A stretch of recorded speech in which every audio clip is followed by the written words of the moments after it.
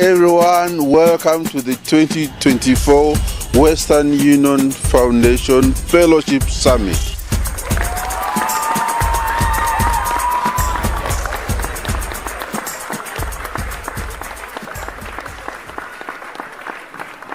Greetings to everyone across the globe.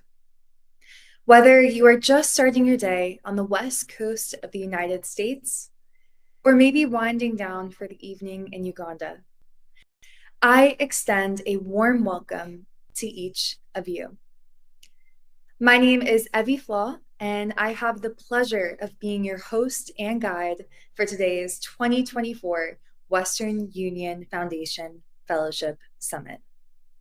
It is an honor to welcome each of you here today to celebrate the remarkable achievements and inspiring journeys of this year's cohort of Western Union Foundation Fellows. Thank you for taking the time to join us and connect with a global community of changemakers. Let's get started by dropping into the chat where you're joining us from. And please feel free to light up the chat with emojis, encouragement, and your thoughts as we move through today's program. Now, it is my pleasure to introduce two dedicated leaders who have been instrumental in supporting the Western Union Foundation Fellows throughout this journey. Programs Manager Lizzie Monroe and Programs Coordinator Uche Ogbonna. Lizzie and Uche, take it away. Thanks, Evie. Hi, everyone. My name is Lizzie Monroe, and I've had the incredible privilege of being the program manager for this remarkable group of fellows. Over these past 4 months, I've witnessed their dedication to supporting refugee and forcibly displaced communities. These ventures are certainly transforming lives, but what's moved me just as much is seeing how this group of fellows has transformed into a true community. Western Union Foundation Fellows. I've been amazed by how you've shown up for each other, far beyond what any fellowship program could plan or require. With fellows located worldwide, I looked forward to starting my day, catching up on new opportunities, reliably posted from Lavina, Precious, or Timbo in Slack, and comments left in Google Classroom regularly from Zadie, Gloire, Tahir, and many more of you. I heard you all even have a WhatsApp that I'm not part of, and I love that. I've joked with my colleagues that many of you frequently beat me to my job, immediately supporting each other with new resources and answers to questions. I recently learned that Brittany's Basecamp included guest speakers from this fellowship as part of its programming. That's just one example of how this group collaborates outside our sessions. I am sure there are so many more stories of you supporting each other that I haven't even heard yet. Watching you share your expertise, your challenges, and your victories with each other has been the most rewarding part of my role. The challenges facing refugee and forcibly displaced communities can sometimes feel overwhelming, but watching you work together gives me such hope. You've demonstrated that meaningful change can happen when passionate individuals come together, share their knowledge, and support each other. I have no doubt that this community will continue after today. Those WhatsApp messages will keep flowing, the collaborations will keep growing, and you'll continue to show up for each other's important moments. Congratulations to each of you. You came here as individual innovators and are leaving as a powerful network of allies, ready to support one another in creating positive change. Thank you for the warm welcome, Evie, as we begin this exciting summit celebration. Congratulations to the 2024 Western Union Foundation Fellows. It has been an honor to support each of you on this journey, which has enriched us all. Over the past months, it's been a deeply inspiring experience to witness you bring your unique strengths and unwavering commitment to this fellowship. Together, you've created moments of insight, resilience, and genuine connection, experiences I wish I could recollect for everyone here. Your collective ability to uplift one another has fostered a powerful sense of community. Edith's enthusiasm for taking group photos after sessions, Jael's warmth and vulnerability, and the optimism radiated by Jessie on screen have each contributed to an atmosphere of support and inspiration. Whether through Hamza's thoughtful questions or Aris' late nights spent with Matt, your entrepreneur in residence, these contributions not only showcase your appreciation for your preceptors, but also for the guest speakers. And it truly reflects the resilience of your cohort. Additionally, your consistent efforts to watch and rewatch session recordings highlight your commitment and determination to reconnect amidst the face of both busy schedules and connectivity challenges. Reaching this milestone is both a culmination and a beginning.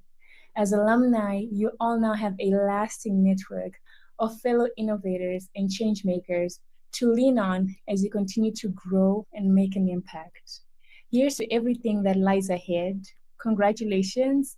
I'm grateful to have been a part of your journey. Thank you. Thank you, Lizzie and Uche. Before we dive into the incredible program ahead, I'd like to take a moment to share a bit more about the Western Union Foundation Fellowship and what today's summit represents. This fellowship, powered by Watson Institute, brings together 45 entrepreneurs and leaders from around the world for a transformative 4.5-month training experience, followed by sustainable, long-term alumni support. Western Union Foundation Fellows, many of whom are refugees, migrants, or dedicated advocates for communities impacted by migration, have gained the skills, resources, and network needed to lead ventures that address the challenges faced by displaced communities. Western Union Foundation Fellows, please drop your name in the chat so we can give you a virtual round of applause. Today, you will witness 18 venture pitches from individuals impacting lives in Pakistan, India, the Philippines, Nigeria, Uganda, Germany, Lithuania, Colombia, Mexico, and the United States. The pitches will be grouped by geographic locations, beginning in Asia and followed by Africa. We'll then pause to hear about Fellows' intensive community-led workshops called Basecamps and welcome our keynote speaker. After a brief break, we'll continue with Western Union Foundation Fellows working in Europe, South America, and wrap up with those impacting North America. So let's begin. As we embark on our global journey, let me take you to nearly 8,000 miles from the Watson Institute and Western Union Foundation headquarters in Colorado to the heart of South and Southeast Asia. Here, we'll learn from 5 inspiring individuals, each sharing a unique story of impact and change across this vibrant region. Meet Sarah Imran, founder of Dani. Dani is a social enterprise that beautifully combines traditional Pakistani craftsmanship with modern design, offering unique handmade products to a global market. By providing a platform for skilled women artisans in Jhelum, Pakistan, Dani generates sustainable employment opportunities, enabling financial independence and inclusion in the formal economy. The venture is currently preparing for its first exhibition in Ohio and has raised $8,000 in capital to support its mission of preserving cultural heritage and advancing economic opportunities for marginalized women. Please welcome Sarah.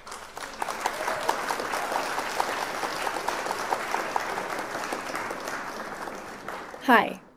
I'd like to invite you to imagine a world where centuries of artistry, passed from mother to daughter, from one generation to the next, disappear quietly, lost in the noise of a rapidly changing world.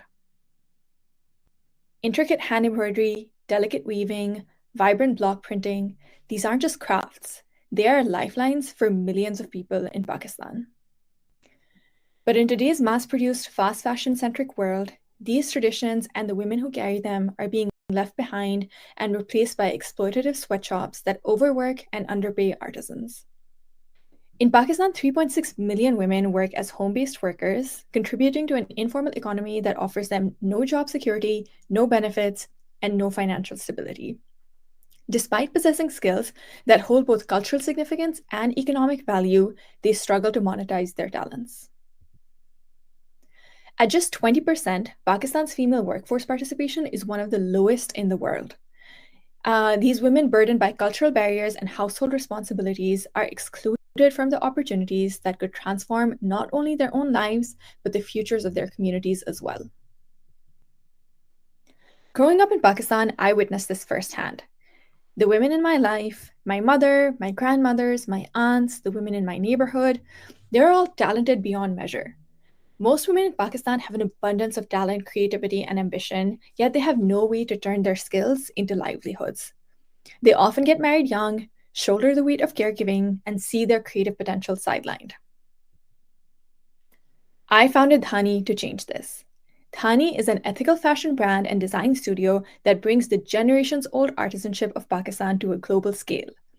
We blend traditional Pakistani techniques like hand embroidery and block printing with contemporary designs that appeal to a global audience.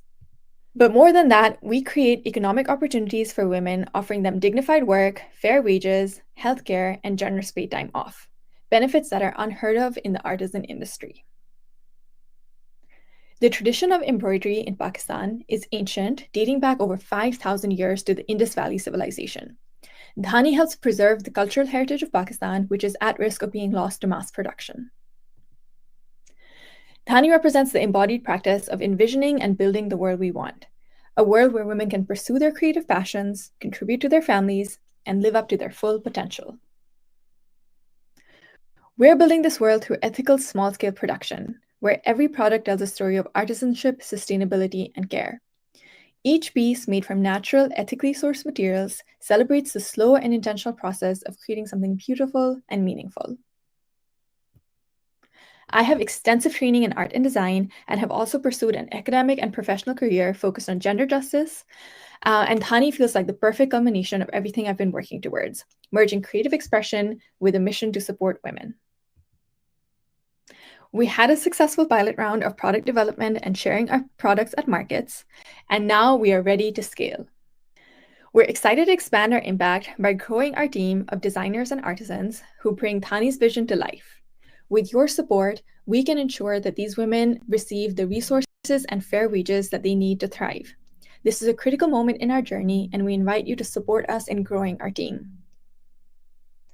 Together, we can contribute to preserving Pakistan's artistic heritage, create conditions for women to meet their full potential, and create a future where handmade, high-quality products stand as a testament to human creativity, gender justice, and economic justice. Thank you. Thank you, Sarah.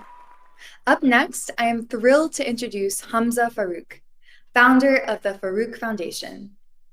This inspiring initiative supports refugee girls in Pakistan by providing essential resources such as tuition assistance, menstrual health kits, STEM career workshops, and mental health support. With over $230,000 raised, the Farooq Foundation has impacted 104 girls, distributed 150 menstrual health kits, leading to a 75% reduction in school absenteeism, and conducted 43 STEM workshops that have sparked a 30% increase in STEM career interest. In collaboration with psychologists from University of Southern California, University of California, Los Angeles, and Stanford, the project has also offered mental health resources and counseling to 84 refugee girls. Please join me in welcoming Hamza.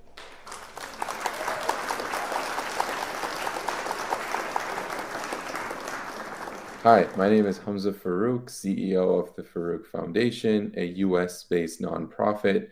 Today, I'm excited to share with you our project, Equip Her Ambition, an initiative that aims to transform the lives of orphan and refugee girls in Pakistan through technology and STEM education.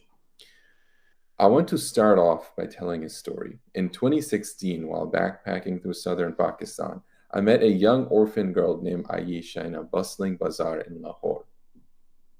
I remember that I felt a tug on my shirt and I looked down at a young girl handout begging for money. Something about her, perhaps the way she reminded me of my own sister, struck me deeply. I thought, what would have become of us if our parents hadn't immigrated to the United States? Her story stayed with me, inspiring me to take real action. Determined to make a difference, I reached out to her local community before I left, asking to help look after her and offering a few $100s that I had in savings to her. This small gesture of kindness kindled a spark of hope that carried her from a community school to a scholarship at the University of Lahore, and now she's pursuing her studies at Oxford. Seeing her journey unfold showed me how a single act of kindness and a little bit of support for one person can help them achieve dreams they did not even think were possible. This experience planted the seeds for what would become the Equip Her Ambition initiative, dedicated to empowering young girls to transform their ambitions into reality. Aisha's story highlights one of the most critical factors in her success: access to technology. Imagine trying to study without computers, laptops, or online resources. For many girls in Pakistan, that is their reality, and as a result, they fall behind. In Pakistan, out of 300,000 schools, only 10% have access to technology, with girls disproportionately impacted. Individuals like Aisha also face tremendous obstacles: gender disparity, lack of support for orphans and refugees, unsafe learning environments, and the pressure to leave school for work. This is where we step in. Our solution is that we are building state-of-the-art learning centers within community schools to empower orphan and refugee girls through STEM education, coding, digital skills, and career development. These labs are more than just classrooms. They're launching pads for these girls' futures, equipping them to become leaders and innovators within their own respect. Today, the Farouk Foundation has empowered over 200 girls by giving them access to technology through our pilot learning center, and we are just getting started. Our long-term vision is to create a pipeline of STEM professionals, future doctors, engineers, and leaders.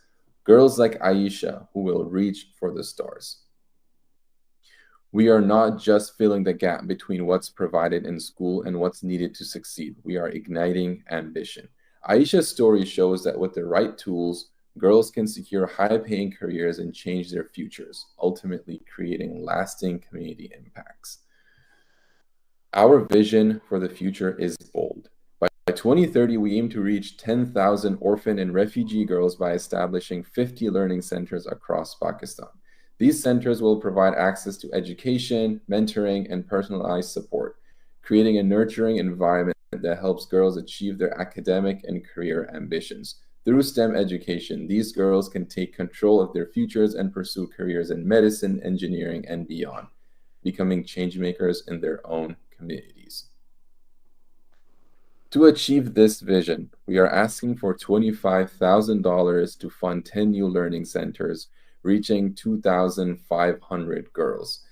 In addition to financial contributions, we welcome in-kind donations to help our centers with the necessary tools and resources. This is a scalable solution designed to create long-lasting impact by building strong partnerships with community schools that already have the infrastructure to support these programs.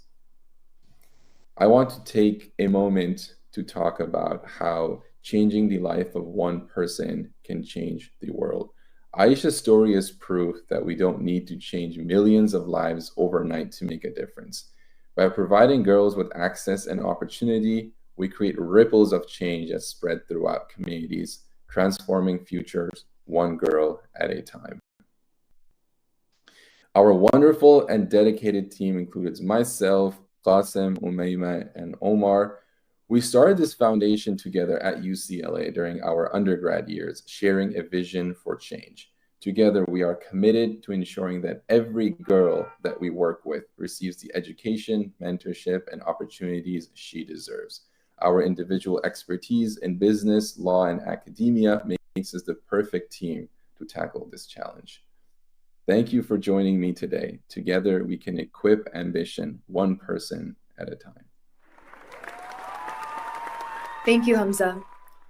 Next, we'll hear from Hassan Mujtaba Zaidi, founder of Discovering New Artists, or DNA. DNA champions quality education and inclusiveness for marginalized and refugee youth through creative learning based on the Sustainable Development Goals. With over $120,000 raised, DNA has reached over 156,000 students and directly engaged with over 78,000 children. Their one-for-one registration model, pay for yourself and pay for a child in need, has allowed nearly 37,000 economically disadvantaged students to join art and creativity workshops for free. DNA's exhibitions in Pakistan and the US amplify youth voices on social issues, reaching a massive audience of over 14.1 million through media coverage. Please join me in welcoming Hassan.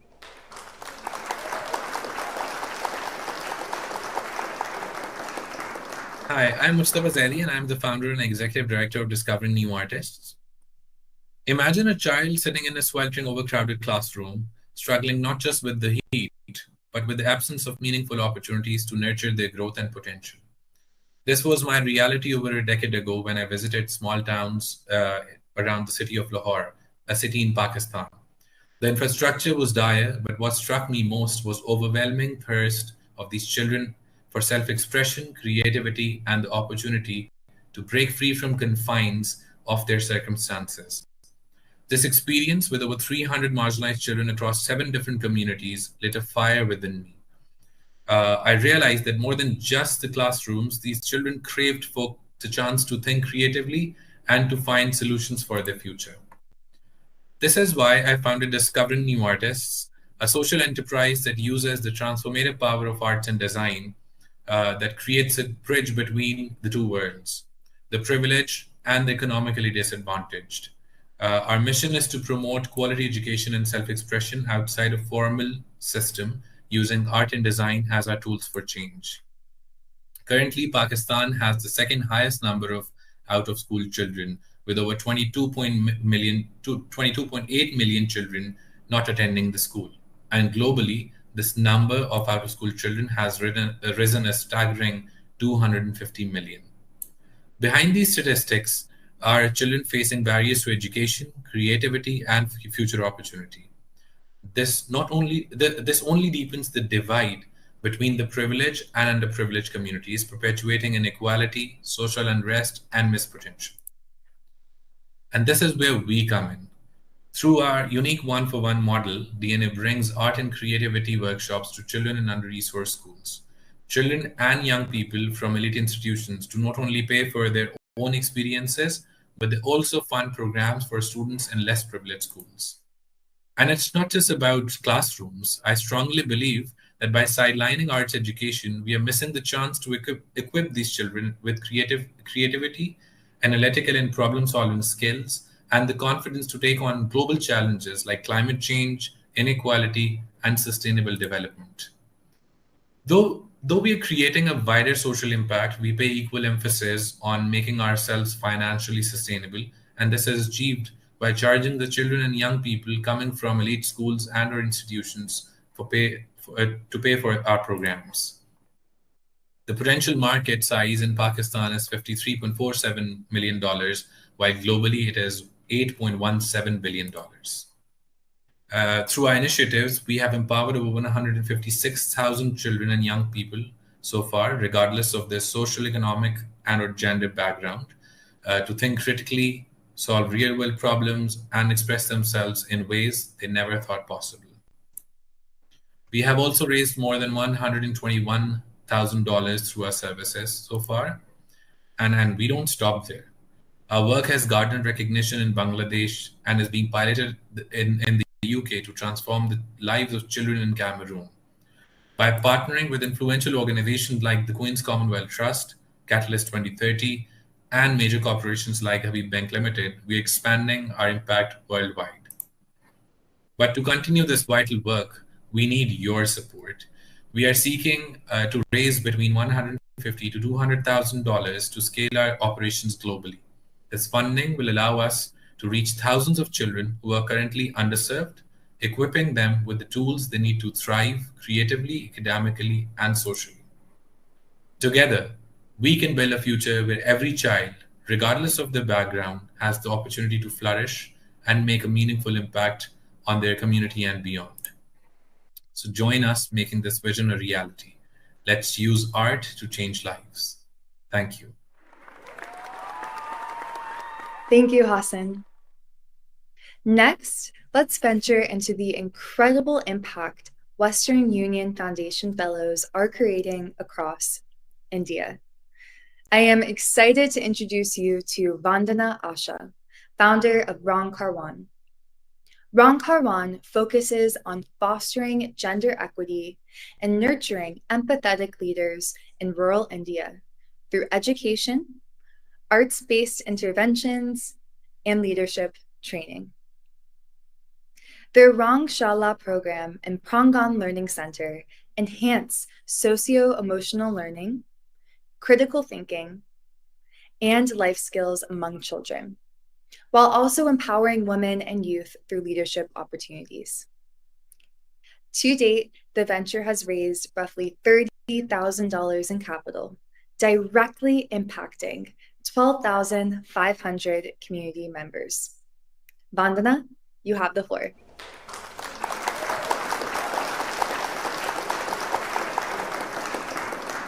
Hi, I'm Vandana, an artist, activist, facilitator, and the founder of Rankarwa, which means a caravan of theatre and colors. We create spaces where communities can identify and discuss social issues that directly affect their day to day, paving the way towards solutions. The mission of Rankarwa is very closely connected to my own journey. I grew up in multiple small towns across India, facing financial challenges and patriarchy. In a conservative setting, women were expected to marry young, and I wasn't interested in that. I had a passion for the arts and wanted to make big changes in the world. During my master's, I discovered Theatre of the Oppressed, a form of theatre that opens dialogue on social issues.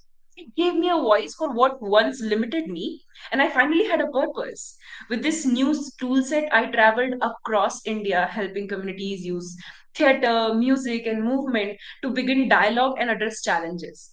But I soon realized lasting change needed deeper roots and longer engagement. So, 4 years ago, I settled in Champawat, a small town near the India Nepal border in Uttarakhand. Children here struggled to read and comprehend. The youth lacked aspirations, and the women were just overworked with absolutely no rights. But no one was talking about these issues. And I knew I had to start here because these interconnected problems needed lasting solutions. And the answer came from my own experiences, creating safe, dialogical spaces for communities to lead their own conversations and solutions. Theatre and arts spark dialogue, build awareness that leads to advocacy, and empowering the local leaders to tackle the challenges together. And our process fosters strong community and connection. Through mentorship and long term engagement, we nurture a new generation of change makers. For example, one of our team members, a survivor of domestic violence, found a safe space at our learning center. She first expressed her experience through the theater and arts, and hearing other stories, she became aware of her situation and advocated for herself. She later separated from her abusive partners and now she advocates for women's rights. This is the power of our process. Our long term works creates change makers who lead through action. We engage with women and youth, ensuring their voices shape our work, driving real, meaningful, and sustainable change. And we realized that more communities needed such spaces. So, apart from the library and the learning center, we expanded into the government schools, building life skills for the students and teachers, and partnered with various government departments to reach remote villages. We create engaging spaces for growth for all ages and all genders. And the change makers from our program have tackled issues like menstrual stigma, alcoholism, drug abuse, and youth counseling. They've explored gender, violence, inequalities, and the socio political dynamics affecting their life and communities. Looking ahead, we're working with economists to measure the impact of our work and to prove the urgency of our approach. We've been selected as a part of a large RCT research program to validate our impact. Our core team in itself is a testament to our impact. These youths from marginalized background have risen into leadership roles, shaping our initiative with their grassroots voices and passion for change. And my journey from awareness to advocacy created Rang Karma. And I'm just one story. Imagine what 100 change makers can achieve. And this is why we need $53,000 to help build leaders who will impact then community members across this forgotten district. And you can also support us by helping strengthen our team's fundraising and communication skills, or by connecting us with experts and mentors. Thank you for being a part of the journey. Thank you, Vandana. To round out our time in Southeast Asia, I am pleased to introduce you to Jael Cortez, founder of TERPCAP.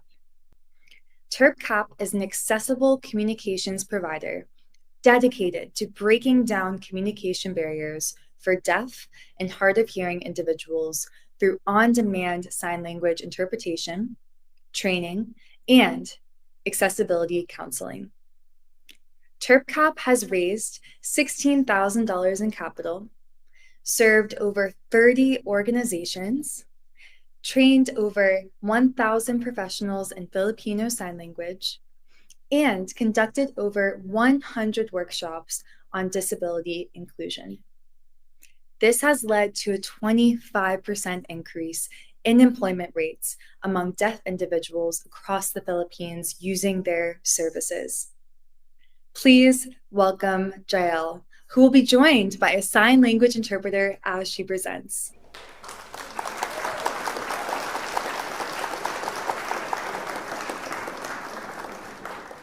Hi everyone, I'm Jael Cortez, founder and CEO of TERPCAP. My 15-year journey as a disability inclusion advocate began with my deaf brother EJ, who is one of billions of people around the world who experience hearing loss.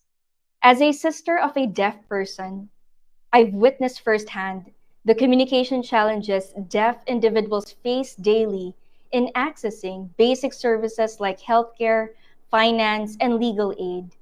Too many businesses and organizations simply aren't equipped to service deaf people. And that's a reality I'm determined to change with TERPCAP. We're on a mission to empower organizations to build workplaces and communities where deaf individuals are included and can fully participate. Inaccessible communication leads to misunderstandings, missed opportunities, and even dangerous situations. Communication barriers isn't just an inconvenience, it's a fundamental issue of equity and inclusion. TERPCAP is breaking down these communication barriers through our accessible communication solutions. We provide accessibility consulting, guiding organizations in creating accessible environments, virtual sign language interpretation, connecting deaf individuals with qualified sign language interpreters anytime, anywhere, and customized inclusion training programs, empowering organizations to communicate effectively with deaf employees and customers. The market for accessible communication is valued at $150 billion and is growing rapidly. With the increasing prevalence of hearing loss, TERPCAP's services will be essential in the years to come. We're targeting healthcare providers, financial institutions, government agencies, and businesses of all sizes. TERPCAP generates revenue through services for interpretation subscription, training, and consulting, with flexible pricing tailored to each organization. We've partnered with leading companies in the world, demonstrating the strong demand for our services, which has resulted in significant revenue growth since we founded our company in 2022. Our team combines lived experience with professional expertise. We are interpreters with disabilities, and we all have deep connections to the deaf community, giving us a unique understanding of the need for our services. We've already made a significant impact by serving numerous organizations, boosting customer loyalty, conducting workshops to increase employee morale, and training thousands of professionals in sign language to expand our reach. We're not just creating accessible environments, we're helping organizations thrive. We're seeking a $100,000 safe investment to scale our operations and expand our team. This will provide us with a 24-month runway to amplify our impact and drive meaningful change. We also welcome partnerships with organizations committed to accessibility and inclusion. Through collaborative projects, awareness campaigns, or sharing resources, we can work together to create a more significant impact. Join us in building a world where everyone can communicate effectively and participate fully. Invest in inclusion, invest in TurfCap, invest in a better future for all. Thank you. Thank you, Joe. Now, let's embark on our next journey, traveling nearly 6,000 miles to the continent of Africa. We have a very special surprise guest joining us to introduce the next set of pitches. Cynthia, take it away. Thank you, Evie. I'm thrilled to introduce our next two presenters from Africa. First up, it's my pleasure to introduce Ola Ayeni, founder of Upcycle. Upcycle tackles waste pollution, poverty, economic inequality, and gender disparity across Nigeria by upcycling waste materials such as textiles, plastics, and tires into sustainable products. This venture has had a significant environmental and social impact, diverting 255 tons of waste from dump sites and selling over 10,000 upcycled products. With $150,000 raised in capital, Upcycle has also equipped more than 15,000 individuals, particularly women and girls, with vital vocational and digital skills, driving positive change in their communities. Please join me in welcoming Ola.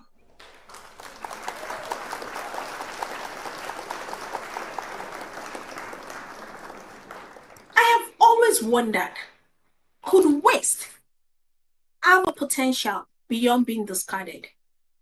Hi, my name is Ola Ayeni. I am the founder of Upcycle, a name inspired by the word upcycling. Growing up in Nigeria, a developing country with over 200 million people, waste is a common sight. It littered our street, drifted into our waters, and settled into the soil that grows our food.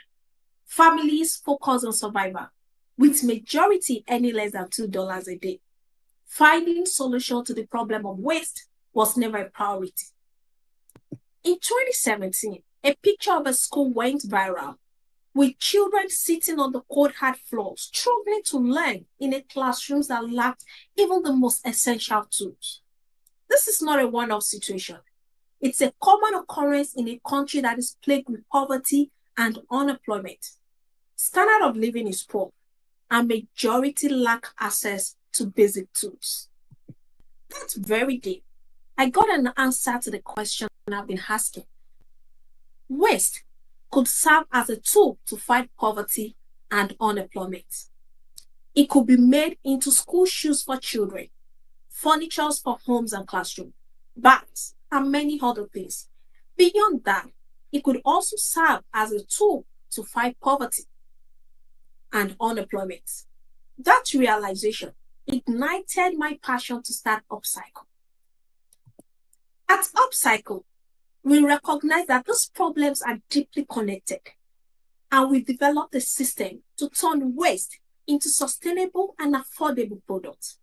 Beyond that, we've also provided vocational training to empower people to turn the waste in their communities into sustainable products, giving them opportunity to fight poverty and unemployment.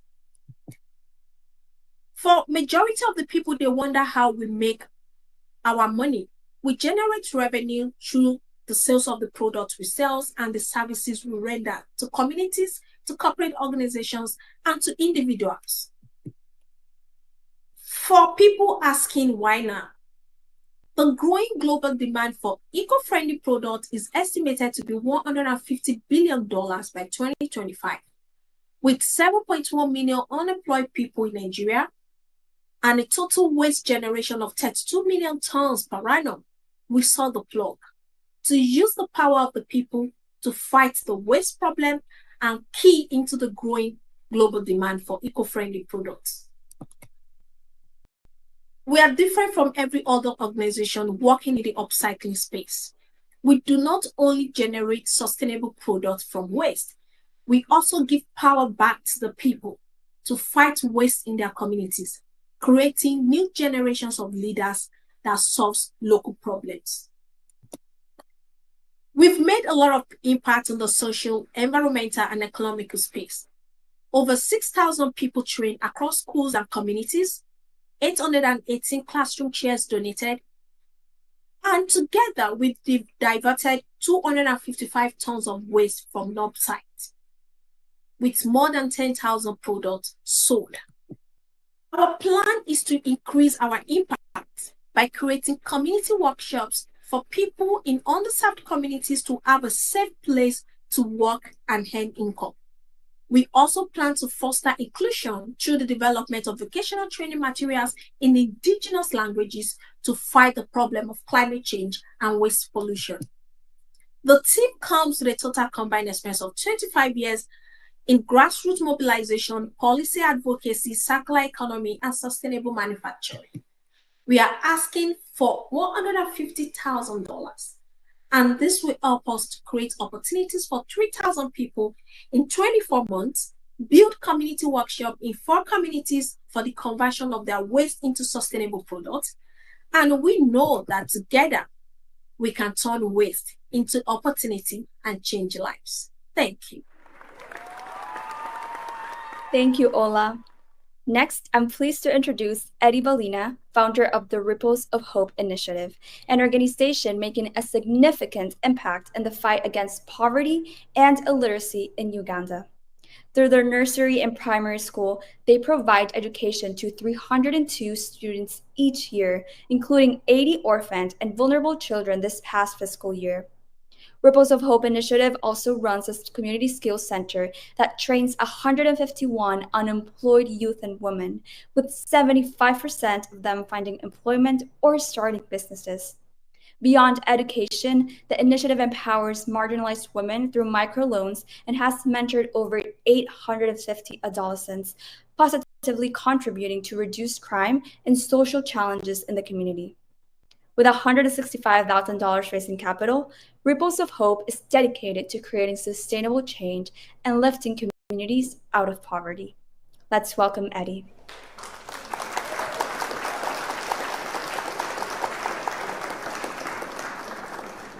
Welcome, everyone. My name is Eddie Balina, and I'm excited to present to you Ripples of Hope Initiative. Meet Akram.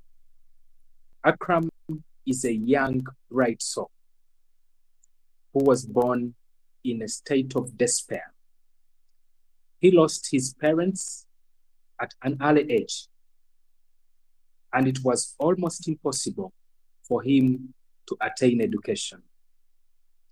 Akram's story mirrors my own story. I was born in one of the most impoverished and violence-ridden slums in Uganda. And it was very difficult for me to go to school. But thanks to a kind lady who walks into our community and gives me an opportunity, she supported me to go to school. I studied up to university, I got a job, and I broke free from the vicious cycle of poverty.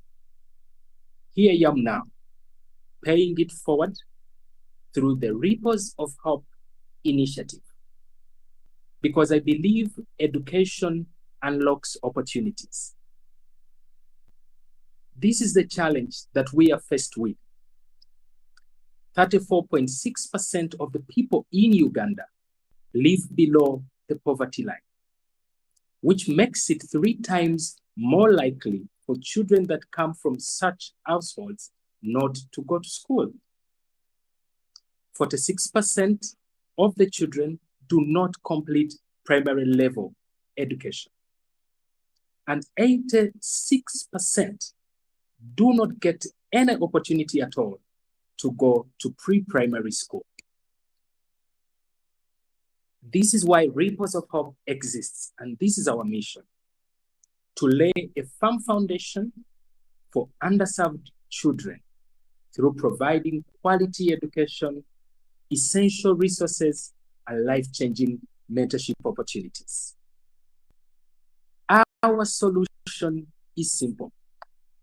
We provide education through full and partial scholarship opportunities for children that are orphans and those that are coming from financially challenged backgrounds.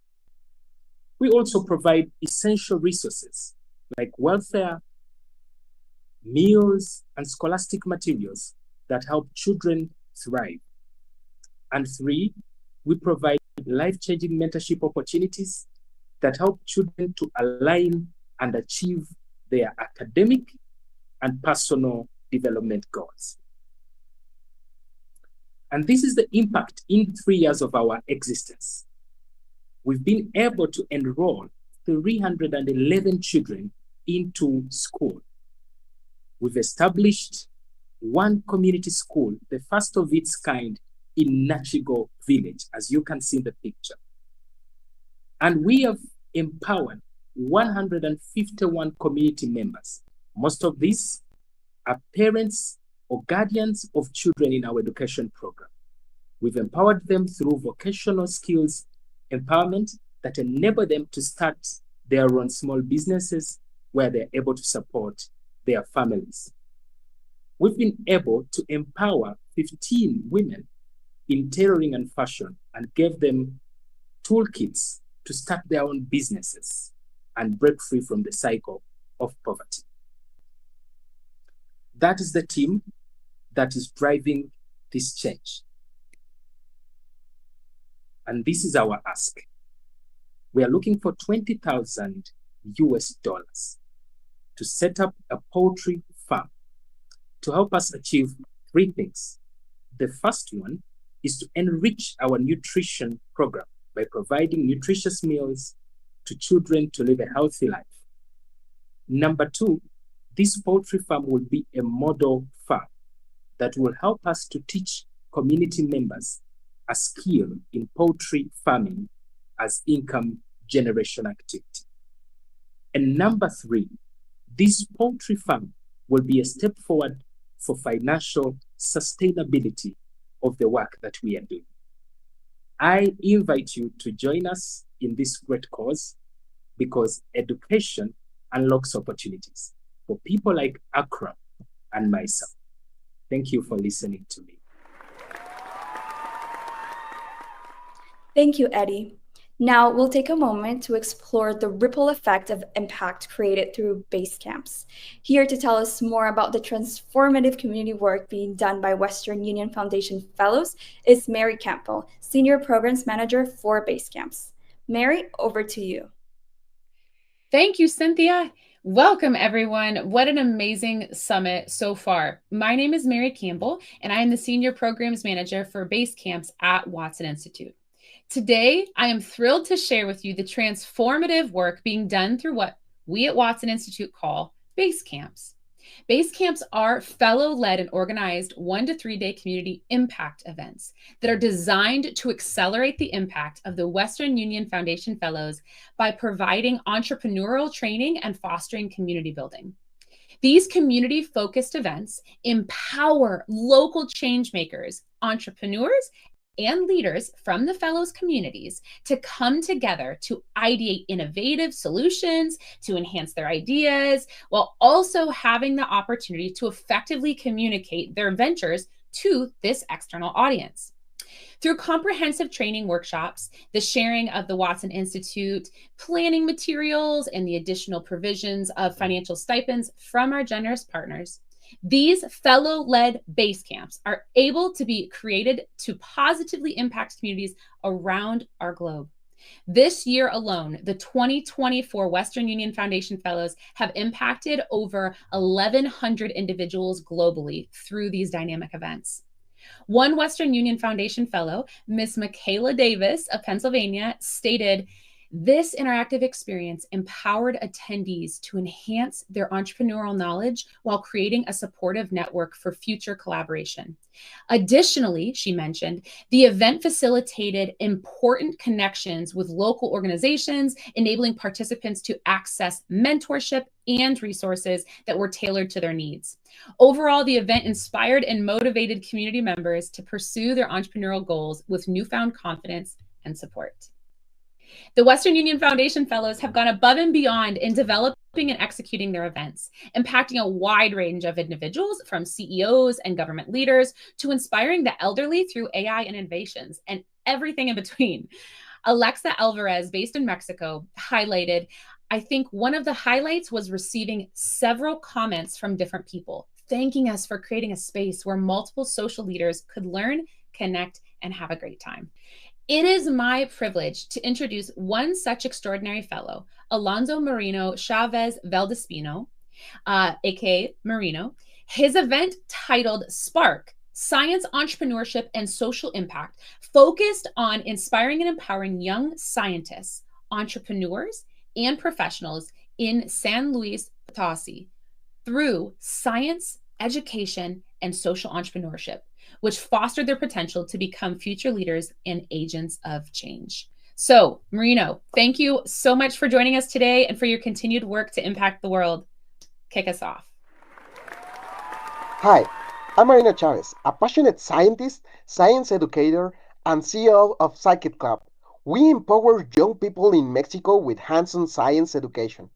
My Basecamp, Science, Social Entrepreneurship, and Social Impact took place on October 30th and 31st at the Institute for Scientific and Technological Research of San Luis Potosí and the Tecnológico de Monterrey San Luis Potosí campus.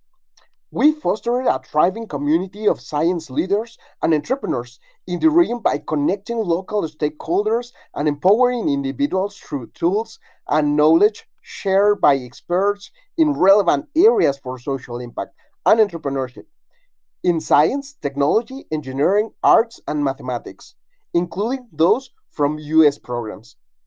Our target audience included social leaders, entrepreneurs, and alumni of U.S. programs. We had an average attendance of 30 participants with a peak of 60. Our key supporters were the Watson Institute, Western Union Foundation, IPCIT, Tecnológico de Monterrey, San Luis Potosí government, and the U.S. Embassy in Mexico. Our allies included international companies like Minitube Mexico, Cemex, Nuclify, and Bejarano Productions.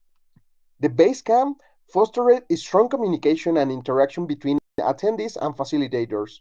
We shared relevant topics and tools with the participants regarding the event subject.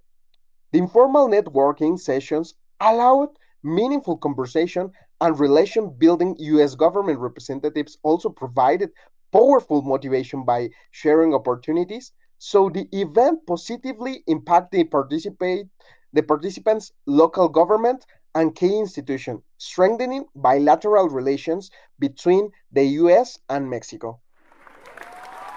Thank you, Marino, Mary, and Cynthia. This global impact could not be done without the generous support of the Western Union Foundation.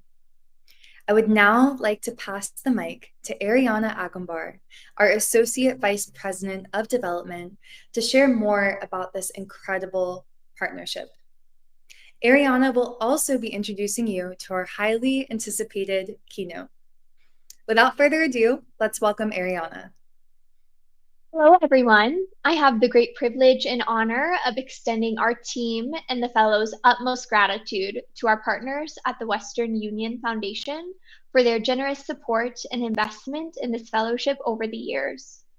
Today's event marks the culmination of the fourth consecutive year of the Western Union Foundation Fellowship, a highly selective entrepreneurship training program designed for individuals who are from or working to support refugee, displaced, and otherwise marginalized communities around the world who lack access to economic mobility.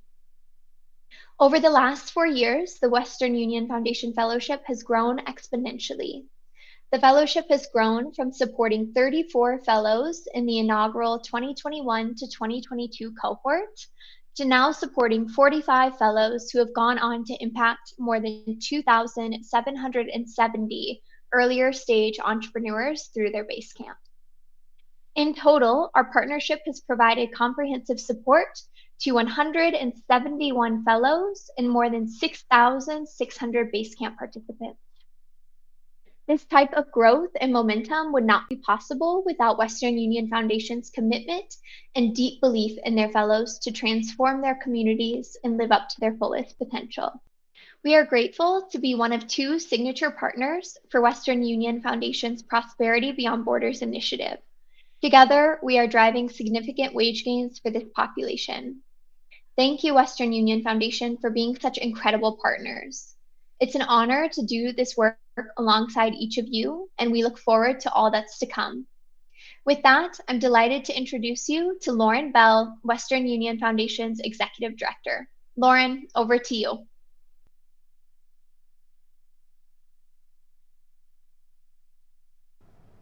Hi, I'm Lauren Bell. I'm the Executive Director of the Western Union Foundation. And since we launched the Western Union Foundation Fellowship with Watson Institute in 2021, I've been consistently inspired and humbled by the work you all do to uplift marginalized communities and transform lives around the world.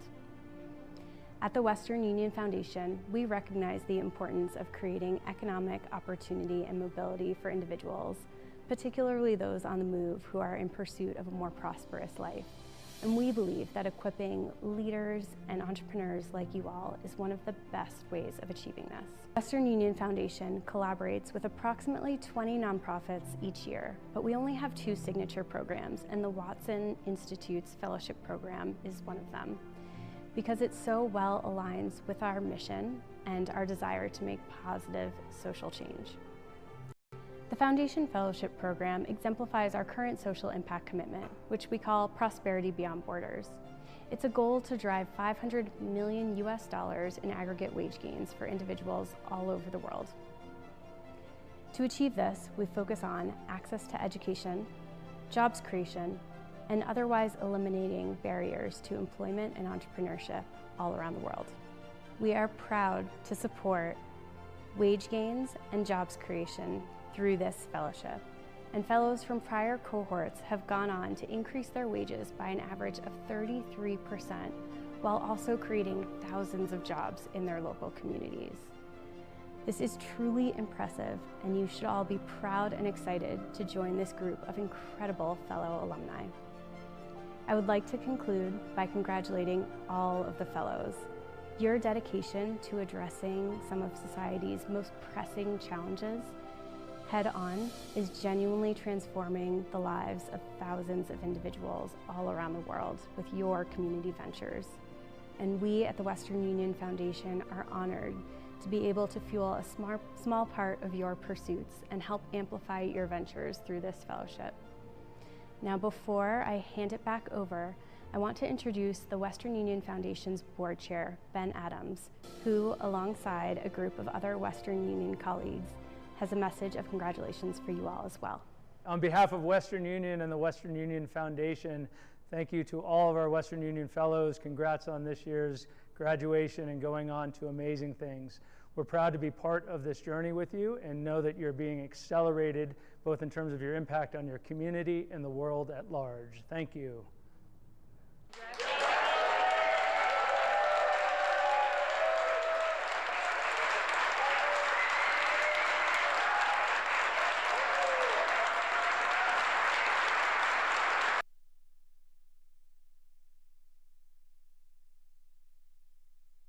Thank you, Ariana and Lauren. And thank you again to the Western Union Foundation, without which none of this would have been possible. We will now be taking a brief 5-minute intermission to stretch your legs, refresh your beverage, and regroup.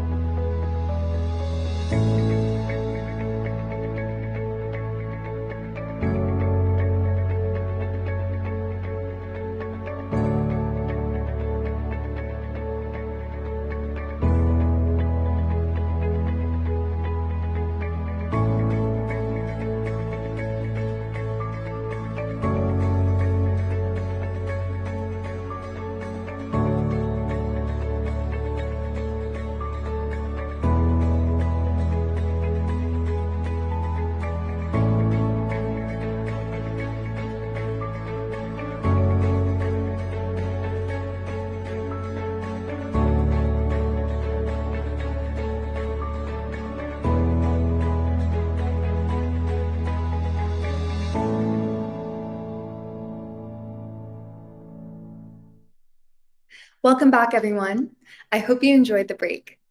Now, let's make our way to the work impacting Europe. I'm excited to introduce Melissa Marmike Ojala, founder of My Migrant Mama, a media house dedicated to reshaping the migration narrative across Germany. My Migrant Mama creates impactful content by and for female, lesbian, intersex, non-binary, trans, and agender migrants, bringing visibility to underrepresented voices. The venture has raised $26,000 in capital and published the best-selling book, Mama Superstar, which has touched the lives of over 30,000 families by celebrating the stories of migrant mothers. In 2023, they launched Much Cooler Than Yours, a nonprofit focused on video campaigns that explore the unique journeys of migrant daughters and their caregivers. Please join me in welcoming Melissa.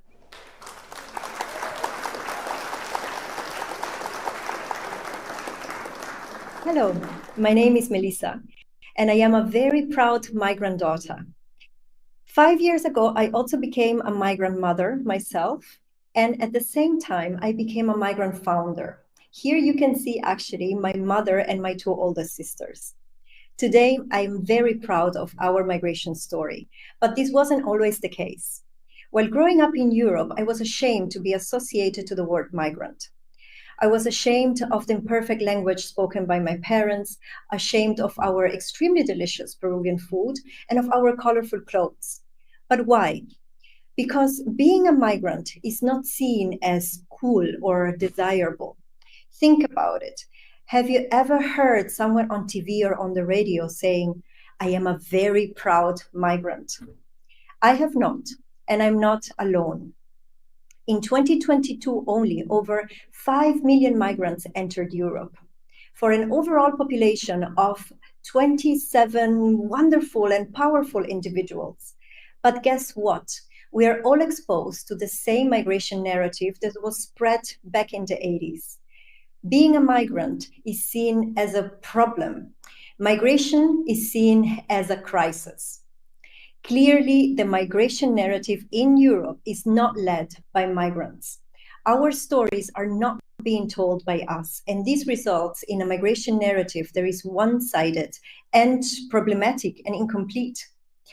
This is why I co-founded My Migrant Mama, a migrant-led media company on a mission to change the migration narrative in Europe. We produce content by migrants for migrants, giving them a voice, a vocabulary, and a platform to change the migration narrative in Europe and to celebrate our stories. How do we do that? Using the power of storytelling. In 2019, we published Mama Superstar. In this book, we focus on the intersection between motherhood and migration, and we foster dialogue within migrant families. We do that by telling the stories of these incredible 11 migrant mamas from the perspectives of their daughters. Here we connect generations, we celebrate the courage, the creativity, and the resilience of these women, starting from zero in a new country. And this is what happened. In 4 weeks, the book became a bestseller in Germany. We reached over 30,000 families and were flooded by the interest of German media. Why is this mind-blowing? Because 92% of books actually sell, let's be generous, 200 copies. So this is a significant difference. This first book gave us enough revenue to reinvest in our work and get in touch with our community. We received thousands of emails from our readers. And among my favorite, there is one story of this migrant kid telling the mom that after reading the book in school, one friend said, "I wished I had a migrant mama too." We tell the beauty of migration, the coolness of migration. And this was just the beginning. We organically grew a community of migrant talent in Germany with sponsored events. We founded a non-profit organization and we raised over 80,000 euros in the first year only for video campaigns, reproducing our intergenerational work. These successes are a clear example that people are ready for a new migration narrative, and so are we. With your investment, we are ready to conquer Europe, where the current anti-migration political scenario is worrying and upsetting. It is creating societal and cultural divides. We need a new narrative, and we need it now.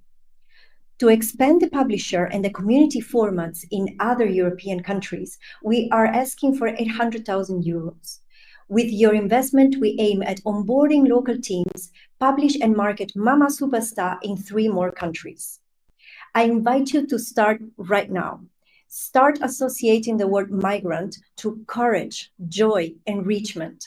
Join us in changing the migration narrative. One story at a time. Thank you for your attention. Thank you, Melissa.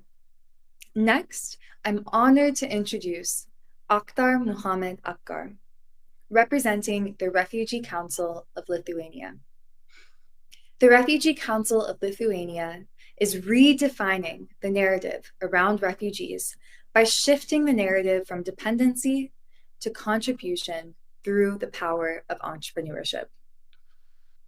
By providing capacity building and skills development opportunities, business networking events, engaging the private sector, sharing impactful refugee stories, and organizing pitch events, they empower refugees to build sustainable futures.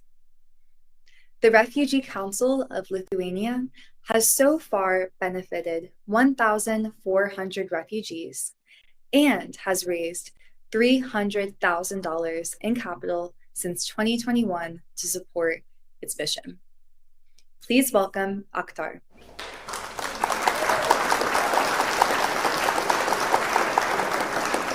Greetings to all. My name is Akhtar Akhgar and I work for the Refugee Council of Lithuania as Programs Coordinator. Let me start my presentation with some questions. My friends, can you imagine becoming a refugee, forced to leave behind your home, family, and everything you have? Have you thought about starting over from nothing after a life you have worked so hard to build?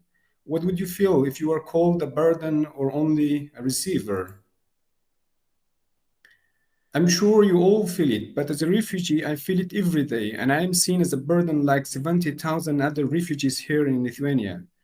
There is a discrimination, racism, and hate speech and actions which make life more complicated for the refugees. The truth is that refugees have skills, qualifications, and experience. They know how to create their own solutions and can contribute, as their only tax contribution was 60 million euros in 2023, but sadly, they are not given a chance to try it.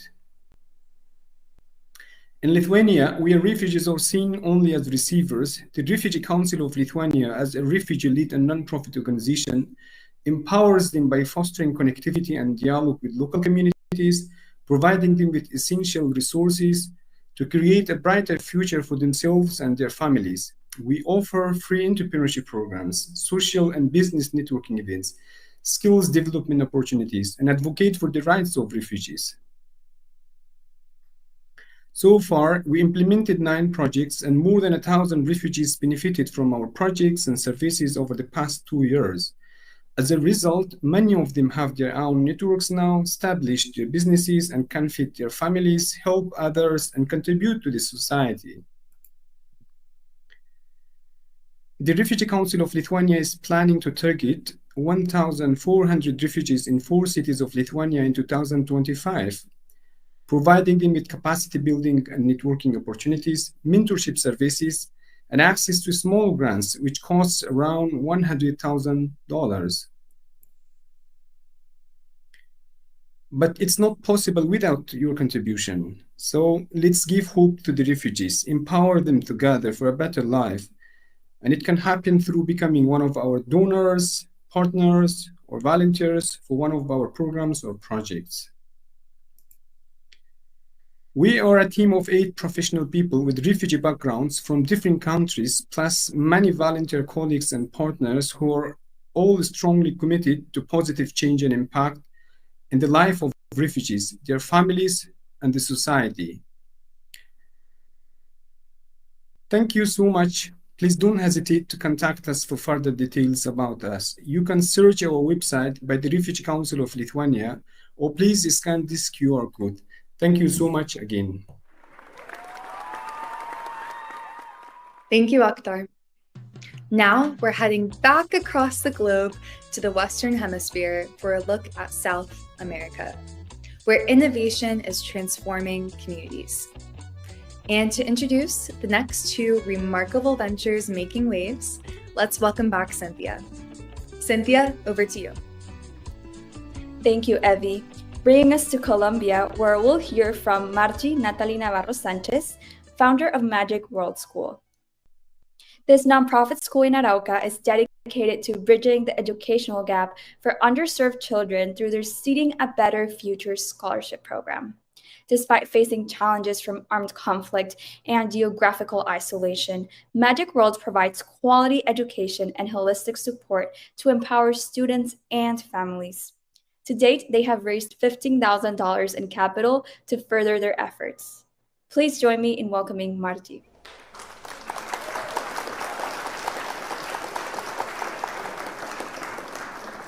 Did you know it can take 2 to 5 generations for a family to rise out of poverty? With education being one of the most significant drivers in breaking this cycle. However, in regions like Arauca, Colombia, it often takes longer. As a rural area affected by 60 years of armed conflict and other factors, it faces a significant gap in access to quality education. Let me show you how these challenges played out in a family. My family. My mom grew up in the heart of the rural area of Arauca, Colombia. Her mother was a farmer who, like many other women of her time, did not have the opportunity to go to school. From a very young age, my mom stood out for her talent in math and unwavering discipline. However, with no nearby school to help her pursue her dreams of becoming the accomplished woman she aspired to be, she left home at 12 to seek better educational opportunities in the nearest city, which was in another state. I'm Natalie Navarro, and my story mirrors hers. I grew up in Arauca, but at 15, I too left home in search of better education, just as my mom had done. When my younger sisters were ready for school, my mom searched for the best educational environment, but couldn't find one that fit. So she decided to create her own, and that's how Magic World School was born more than 10 years ago. Now, one of my younger sisters graduated from high school at Magic World last year, being part of the first graduating class. Today, our family's story is one of resilience, and through Magic World School, we aim to change the stories of other families. We are committed to ensuring that children in Arauca have access to quality education, and most importantly, that they can do so in a safe environment close to their families. Magic World School is a place where every child, regardless of their socioeconomic background, has the opportunity to dream, explore, and unlock their full potential. Through our scholarship program, every child is given access to quality education. From preschool through high school, we support each student on their journey, academically, emotionally, and personally. We work closely with families to build a strong community, striving to improve conditions for everyone. As the only bilingual school in Arauca and the only one offering scholarships, our mission is to empower students to become independent individuals who respect human dignity and the environment. We are committed to developing them into entrepreneurial leaders who will positively transform their communities. Over the past 4 years, we've raised 15,000 in donations for our scholarship program. In 2024, we supported 20 scholarship recipients, and our goal is to increase that number in 2025, giving even more children the opportunity to succeed. Join us in empowering lives and creating lasting impact by volunteering to work one-on-one with our students, connecting us with individuals or organizations who share our mission, donating in-kind resources to support our school's work, or sponsoring a child's education through our crowdfunding campaign. Together, we can change the narrative for the children of Arauca, one student, one family, one story at a time. Thank you. Thank you, Margie. Next, we have Geraldine Patricia Valencia Cordova, founder of Wake Up Generation. This venture promotes English learning as a tool for empowerment and peace building across Colombia. Its main program offers immersive language experiences to children, teenagers, and young adults in Buenaventura district, both in person and online. Since 2017, it has grown from 25 children and 4 volunteers to impacting 90 children with 30 volunteers. The venture is currently funded by a variety of corporate and educational partners. Please welcome Geraldine.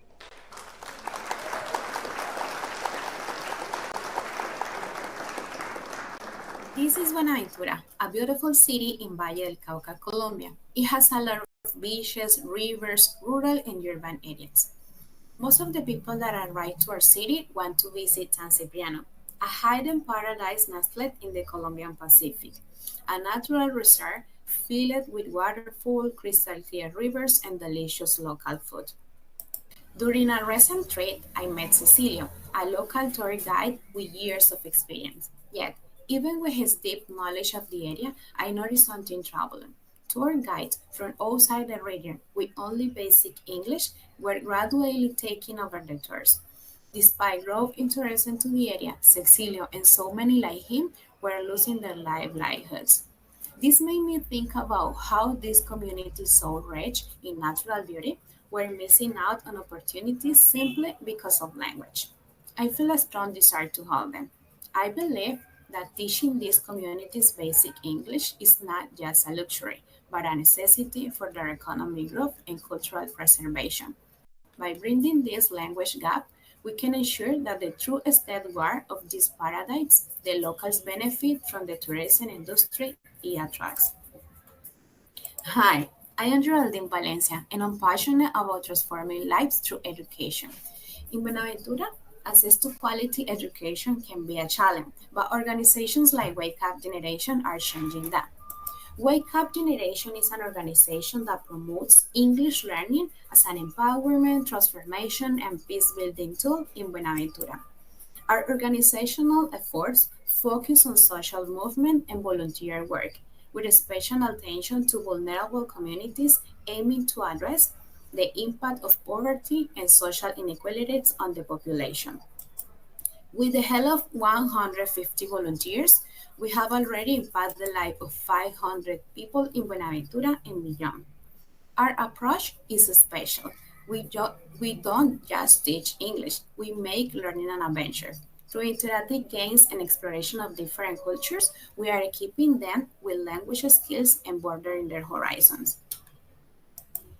We have more than 5 years of experience in this, but our work doesn't stop there. Education is key to breaking the cycle of poverty and violence. By empowering people with English proficiency, we are opening doors to better opportunities in education, employment, and tourism. Picture a future where people from Buenaventura are fluent in English and actively contributing to their city's growth. That's the future we are striving for, but we can't do it alone. We need your support. Your support will fund teachers, provide resources, and help us reach more people in need. Join us creating a brighter future for people in Buenaventura and beyond. Thank you. Thank you, Geraldine. Now, back to Evie to return us to North America for our final round of pitches impacting Mexico and the United States. Thank you, Cynthia. First up, I am pleased to introduce you to Juan Maya Hernandez, founder of Prepare. Prepare empowers undocumented students in the United States to start their own business through a 5-hour introductory bootcamp and an 8-week virtual incubator program culminating in a pitch competition. To date, Prepare has supported over 170 students across various universities to launch companies, helping undocumented students generate over $1,000 in revenue. Please welcome Juan.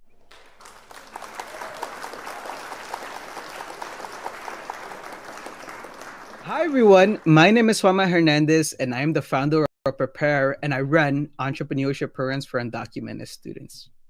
So imagine you just graduated from the #1 public university in the nation. Yet, after you graduate, you end up working at a restaurant.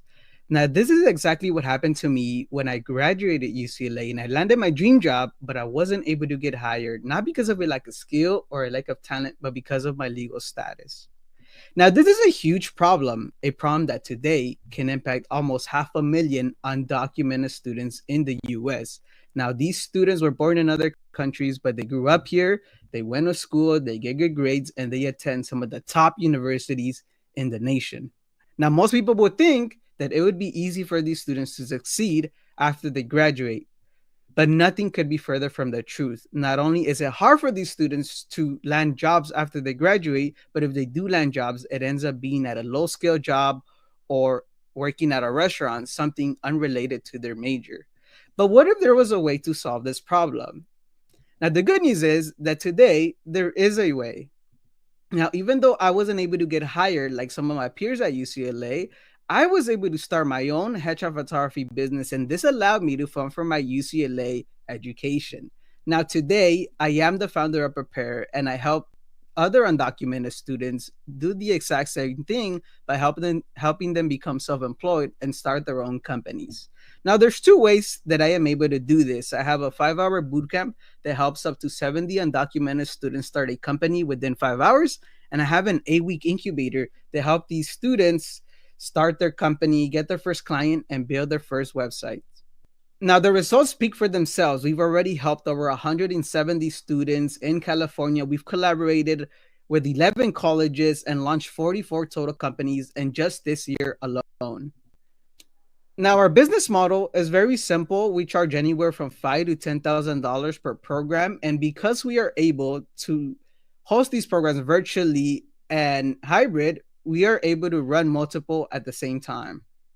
So what makes us different from our competitors? So unlike Immigrants Rising and undocumented professionals, we are the only one that focus on hands-on business creation, mentorship with entrepreneurs, and pitch competitions with funding.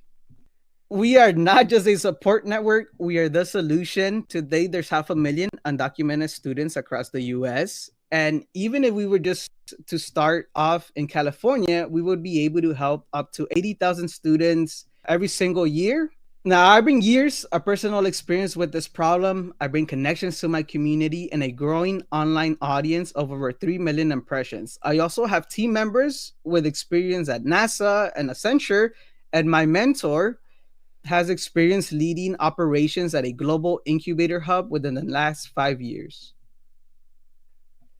So what's next for us? This year, we're focused on launching programs in California. Within the next 5 years, we're focused on expanding to 5 other states. Eventually, we'll get to the point where we can invest and create our own accelerator program. But the long-term vision is to create these ecosystems of jobs within the undocumented community. Now, I have big dreams, but I know I cannot do it without your help. So I am looking for connections to universities and colleges in California, in New York, in Chicago, and in Texas that are interested in collaborating with me to launch a program for your undocumented students. Now, thank you so much. And I hope you can invest into the next generation of immigrant entrepreneurs so we can contribute to a better economy. Thank you. Thank you, Juan. Up next, meet Alexa Alvarez, founder of Ecumenic. Ecumenic empowers underprivileged youth through education across Tijuana, offering free digital and in-person workshops on mental, physical, and emotional health. Ecumenic helps teens make better decisions and provides them with donated computers for continued learning. Since its inception, Ecumenic has delivered over 140 workshops, reaching more than 2,000 teenagers. and has donated 270 computers.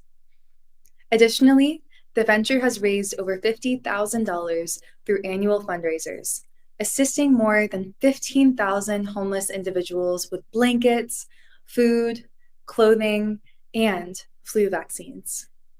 Alexa, you have the floor.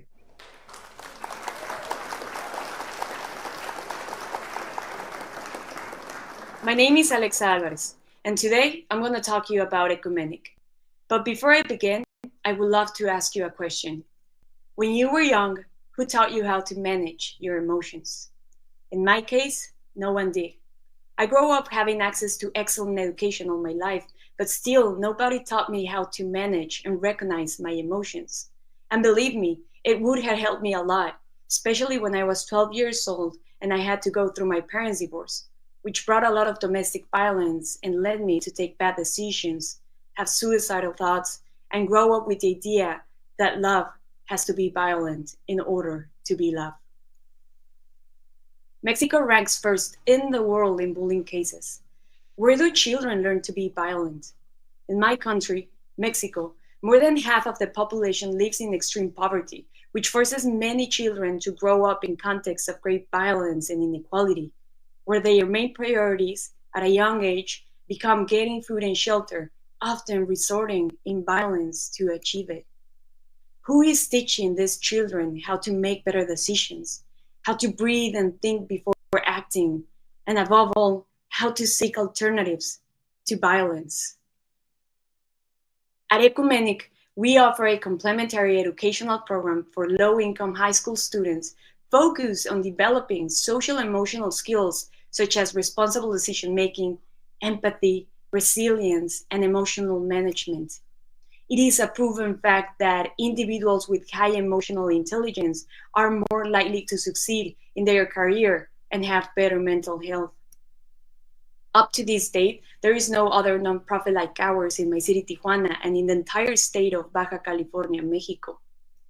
At Ecumenic, we not only work to improve the future of our youth, but to foster social empathy in our community. Why? Because Tijuana has been ranked as one of the most dangerous cities in the whole world in recent years. We see so much violence here every day that we normalize it.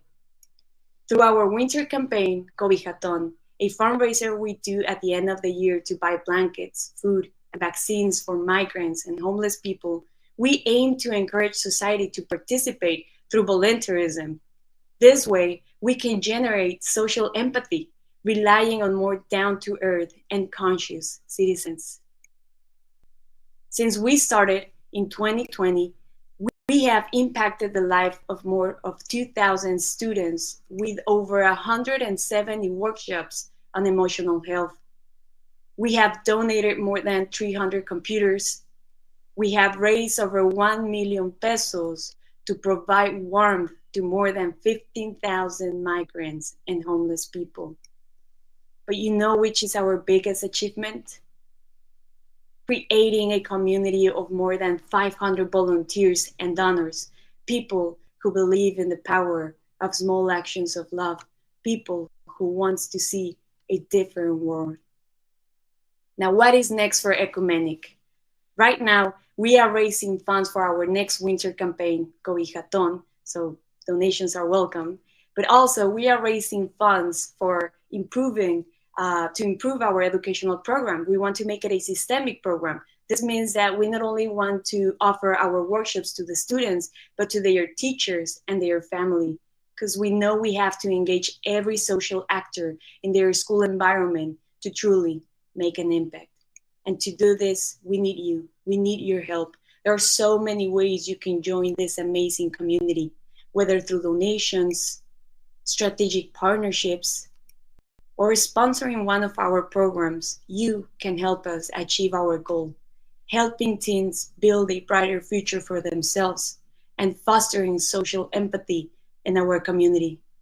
Investing in Ecumenic is investing in society as a whole. Thank you very much. Thank you, Alexa. Now, I would like to introduce Edith Valencia Diaz, founder of Via Irismar. Via Irismar addresses Sustainable Development Goal number 10, focusing on facilitating safe, orderly, and responsible migration. The venture provides crucial information on security, rights, routes, and legal processes to migrant communities in Mexico through courses and workshops in shelters and camps. Launched in February 2024, Via Irismar has formed partnerships with key shelters and local citizen networks, collaborated with a law firm to deliver legal workshops, and has engaged in public consultations for Cartagena 40+, the expanded framework of the Cartagena Declaration on Refugees. Please welcome Edith.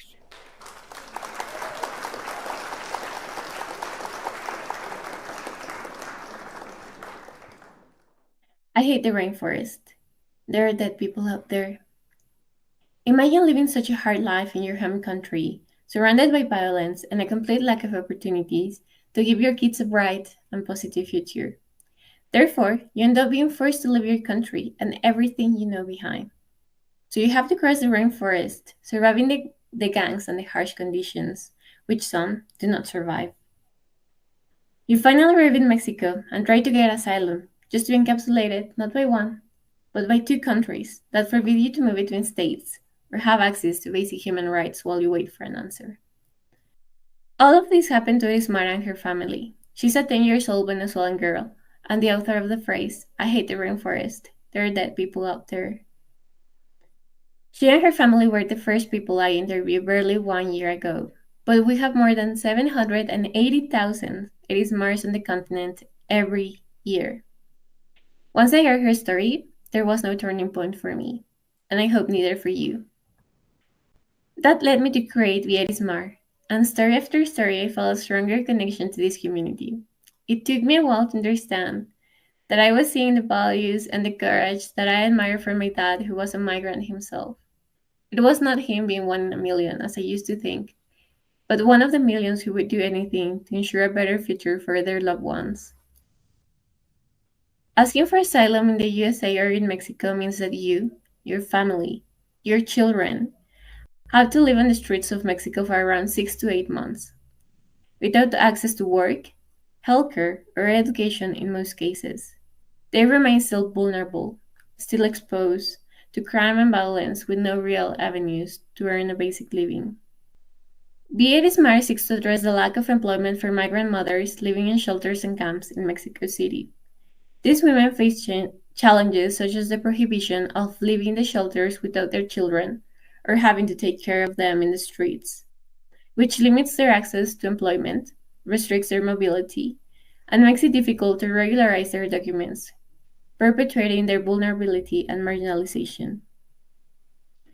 With legal assistance to help us register and monetary investments, we'll become able to launch our self-employment program with a gender perspective. Through workshops, we will teach women from the shelters and camps to make different upcycling products from donated clothing that cannot be used on people anymore, while allowing them to share space with their children and receive advice on entrepreneurship, socio-emotional skills, and personal finances. In the next milestone, even tutor their kids on maths, languages, and other topics. Women will be able to decide if they want to keep their products or sell them through our platform to generate an extra income during these hard months where options are clearly limited. All of this as they develop skills needed to start again in a new reality. My name is Edith. I am the founder and CEO of Vierismar, and my superpower is strategic empathy. I have a strong resilience. I focus on the fine details as well as putting humans in the center of the solutions. Let me show you some previous actions of Vierismar that show this. Hearing their fears and concerns help us develop the workshop to prevent arbitrary detentions in Mexico. And understanding their problems with technology drove us to create a user-friendly and interactive map for shelters and institutions around the world. And now, we are committed to the self-employment program previously described. We have achieved all of this since February, but to take the next step, we need you. Share your knowledge, become a volunteer or a team member. Moreover, Help us give access to economic activities to these women. Let's redefine economic inclusion together. Let's build more than hope. Let's build opportunities. Thank you. Thank you, Edith. Now we have Sarahi Ramirez Rivera, founder of Restaurantera Feminista. Restaurantera Feminista promotes gender equality and labor rights in Mexico's restaurant industry by providing legal support, training, and advocacy to empower female workers. With over $24,000 raised, the venture has addressed over 100 reports of labor rights violations, facilitated 15 workshops educating 300 women on their rights, organized 4 protests to raise awareness, and engaged in 3 political initiatives to propose labor law reforms, which led to a drafting and proposal of amendments aimed at strengthening labor protections and ensuring fair treatment for all workers in the restaurant industry. Sarahi, over to you.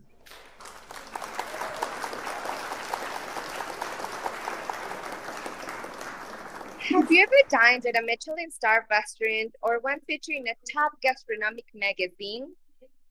The stunning ambience, beautifully crafted dishes, flawless service. Unforgettable, right?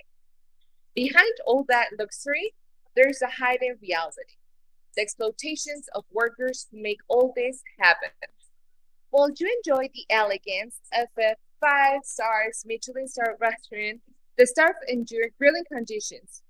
Imagine working 12 to 16-hour shifts without proper breaks, wages so long that you can barely cover rent, working environments that are unsafe and filled with harassment and discrimination. For many, this isn't just a temporary job, it's their livelihood. This is the harsh cost of fine dining. Hi, my name is Sarai Rivera, co-founder of Restaurantera Feminista. We fight for labor human rights in restaurant and hospitality industry, focusing on women, LGBTI people, and others in vulnerable situations. Our mission is very simple. We try to transform these workplaces into spaces of safety, fairness, respect, so that all the brilliance of the dining experience isn't on the surface of workers. The hospitality industry in Mexico is one of the most exploitative industries. Over 60% of the workers endure excessive hours of work, low wages, unsafe conditions, and women and LGBTI people are the ones that face the most risk and discrimination. They face sexual harassment, and these conditions keeps them from professional growth, trapping them in cycles of exploitation. That's where we come in. At Restaurantera Feminista, we try to empower workers through legal support and public awareness and legal trainings. We try to make communicational campaigns, and over the past 2 years, we have helped more than 300 workers and supported more than 100 labor complaints. We have partnered with restaurants that try to make things a little bit different, and we try to introduce our protocols to prevent gender-based violence in the restaurants. Our vision is to create an industry where workers' rights are respected and dignity is upheld. Thanks to community supports, we have made a real impact, but the issue extends far beyond Mexico City. We need to expand to other regions in Mexico. That's where you come in. Programs like Western Union Foundation Fellowship have helped us grow and create lasting change, but we need more partners. That is where your support can make that difference.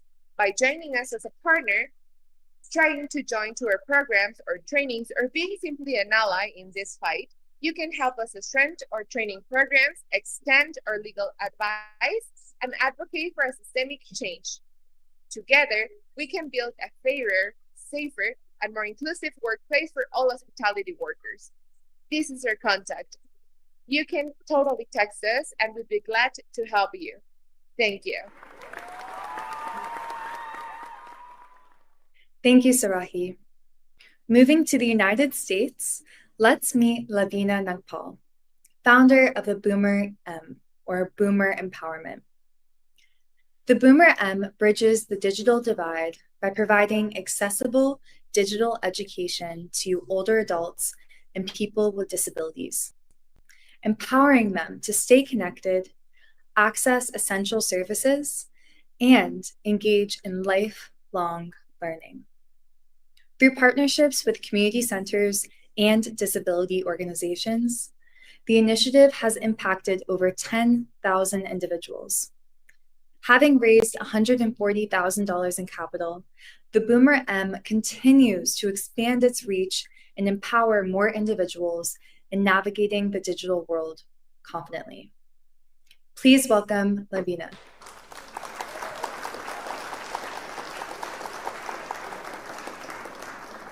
Imagine Anna, an 87-year-old woman, sitting alone in her dimly lit apartment. The world outside her window is a blur of neon lights and bustling activity, a universe she feels increasingly disconnected from. A simple task using a smartphone is a daunting obstacle, a reminder of a growing isolation. Anna's story is far from unique. Millions of older adults face similar challenges trapped in an inaccessible digital world. This isolation has a profound impact on their well being, leading to feelings of depression, anxiety, and a loss of purpose. Every day, 10,000 people turn 65. By 2030, 1.5 billion people will be in this group. The digital divide leads to feeling of social isolation, loneliness, increased dependency, helplessness, and a decline in the quality of life.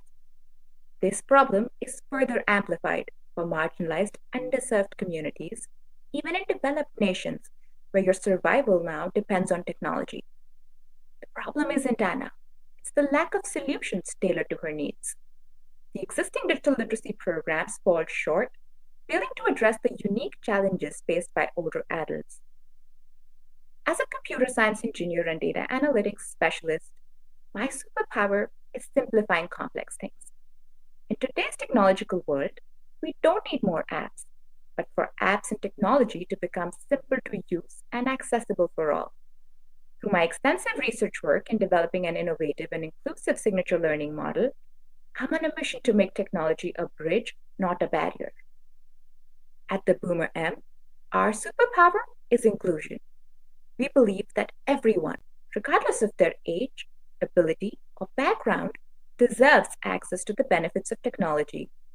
Our mission is to bridge the global digital divide by empowering older adults and people with disabilities to have a more connected and inclusive digital social experience through capacity building and education. Anna's struggles are rooted in lack of necessary skills, fear of judgment, and financial constraints. Our holistic approach addresses these issues through capacity building and education, community empowerment, and tech distribution. We understand that one size does not fit all. We offer personalized education programs with tailor-made curriculum that cater to individual learning styles, different tech readiness and openness levels through intergenerational learning. We're dedicated to opening doors to the digital world, ensuring that digital technology is accessible and easy to understand for everyone, empowering minority populations to access essential services and engage in lifelong learning opportunities. Now more than ever, learning technology is a critical need. Since our launch, we've successfully impacted the lives of over 10,000 individuals. We're committed to offering these life-changing opportunities to marginalized communities and creating a more inclusive, equitable, and accessible digital world for all. By supporting the Boomer M, you invest in a future where everyone, regardless of their age, ability, or background, can connect, learn, and thrive, especially marginalized communities. To break down barriers to digital technology learning, enabling people to lead happier and healthier lives, to offer life-changing opportunities to millions of Annas around the world. Together, we can bridge the digital divide, open doors to empowerment, and spark a revolution of connection, opportunity, and change. Ready to be a part of this global movement? Let's transform lives and communities one click at a time. Thank you, Lavina. Up next, meet Banisha Shrestha. founder of the Colorado Nepalese community. The Colorado Nepalese community promotes equitable access to education, health, and economic opportunities by fostering relationships within the Nepalese community and organizing action-oriented initiatives. To date, they have raised $60,000 in capital and offer free skill-based training, benefiting nearly 200 individuals in collaboration with the Small Business Development Center in Aurora and local experts.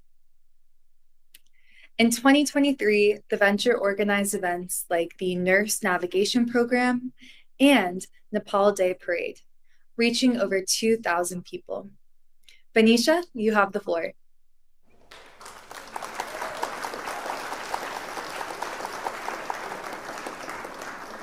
Hello, namaste. My name is Benisha Swasta, and I'm a CEO and founder of Colorado Nepalese Community, a nonprofit based in Denver, Colorado, and soon to be in Nepal as well. So today I'm going to pitch my presentation on Heritage in Motion, where we are unleashing the community connection from Nepal to the US. So imagine you are a first generation immigrant living in a new country. What would be your top concern? I'm sure different people have different perspectives, different viewpoints, but I think it's the connection we crave for. And that's what we do, building a community, building a connection. A little bit of background story about me will be I was born and raised in Nepal, which makes me first generation immigrant, and English is not my first language. Though I connect instantly with people, I always struggle with the idea of belonging and fitting in. And on top of that, I am deaf. I have an invisible disability, which makes me able to talk in sign language as well. There are almost 20,000 Nepali-speaking population in Colorado. More than 200,000 Americans identified as Nepalese in the U.S., which makes the large number of Nepali immigrants is more than 6 million Nepali immigrants worldwide. We provide all culturally informed education, wellness programs, cultural events, cultural exchange program. We also promote Nepali art and the artists and the diaspora. Our key project, which we have been doing at the moment, is called Mosaic of Cultures. It's a Nepali community exhibit, which we have organized in collaboration with the city of Aurora, which it opened in May 7, 2024, and will be there for a chunk of time, 25 April 6th next year.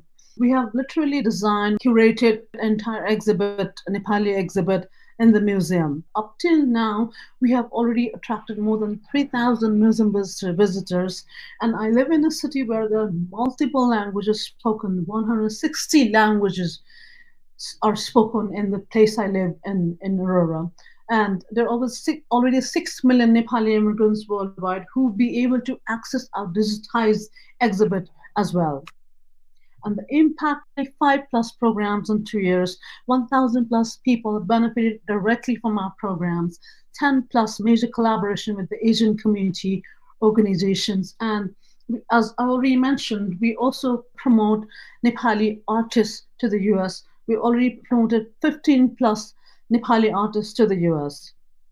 Our next project is huge. It's our own community outreach center where we are building our own social fabric center, the permanent space for our museum exhibit, where we are stronger together, a safe space for community people to gather and create the support group. We already have our partners who are helping us fund our projects, and little by little we are trying to raise funds to make this happen. And I would like to request how you can get involved either with a donation or with buying the merchandise or help us identify the community grants. As Mother Teresa readily said, it's not how much we give, it's how much love we put into giving. And together we can make all of our dreams come true in the community as well. Thank you very much. If there are any questions, any queries, I can be contacted in the following numbers, email. I want to thank all of the team of the community for this opportunity. Thank you very much. Thank you, Benicia.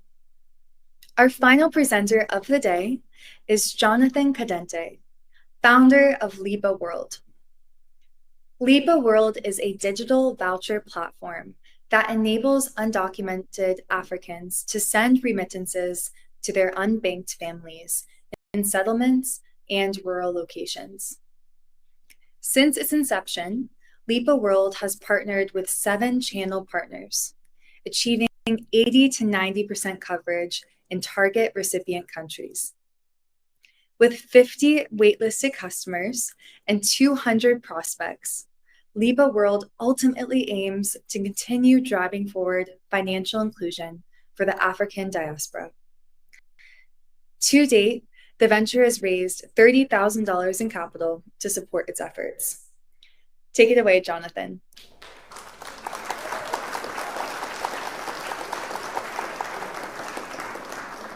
Good morning, everybody. I'm Jonathan Katende, co-founder and CEO of a business called Lipa World. Digital tools will change how remittance is received in Africa and the informal sector.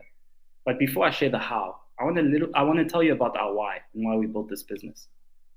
I was born in the DRC, grew up in South Africa, and now call New York home. And for the most part, remittance was a key part of my life, and I understood what it took to receive money as an undocumented immigrant, as well as someone who is an illegal immigrant. The challenge that we faced was that 86% of Africans at home and abroad who live and work in the informal sector could not use existing remittance systems. And this was a direct mismatch with the formal remittances. It created an environment where it wasn't fit for purpose. So just imagine the frustration of not being able to receive remittances because of your identification problem. And from an accessibility perspective, because you're in the informal sector and away from the main city centers, you can't receive those payouts.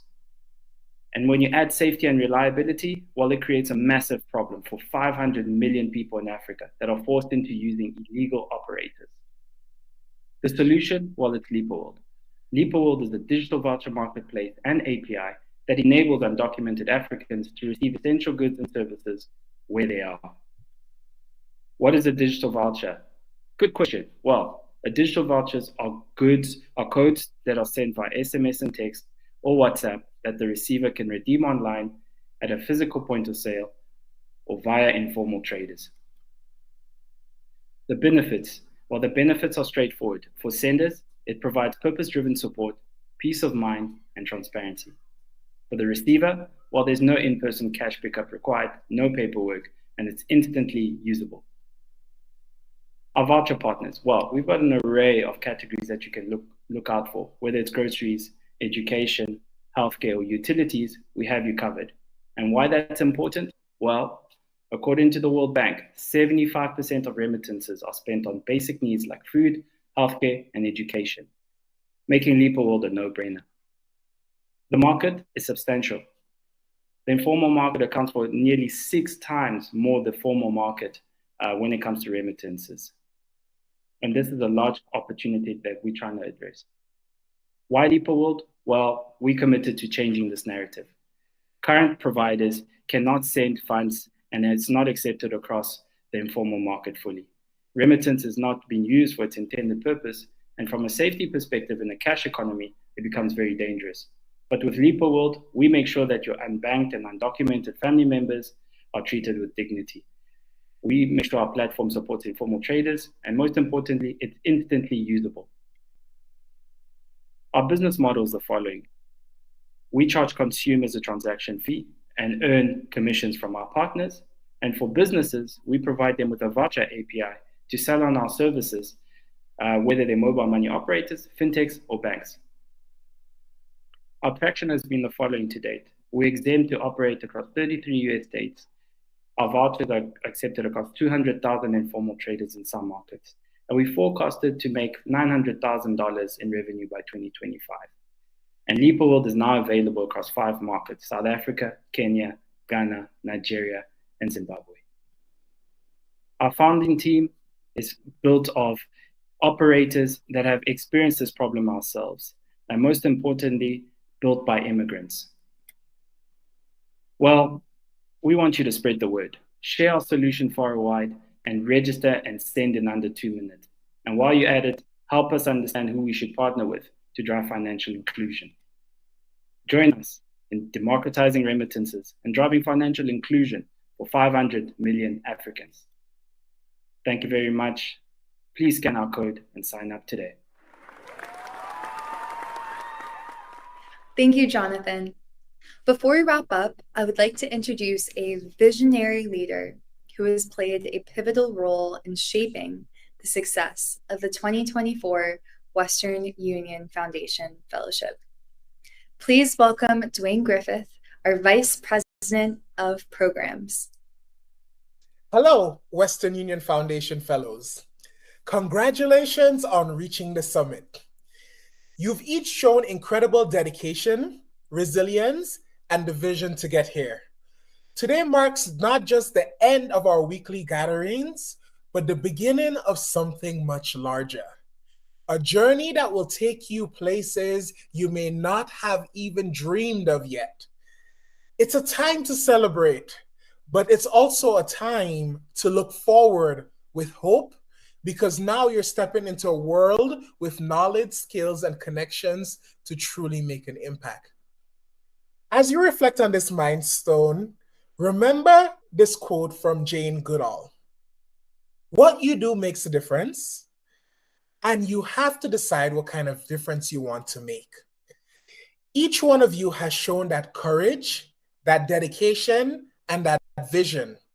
In the face of challenges, you've proven that you're committed to being a force for good. You've shown that no matter where we come from, we can lift each other up and create something powerful together. So as you look at the road ahead, know that you are not alone.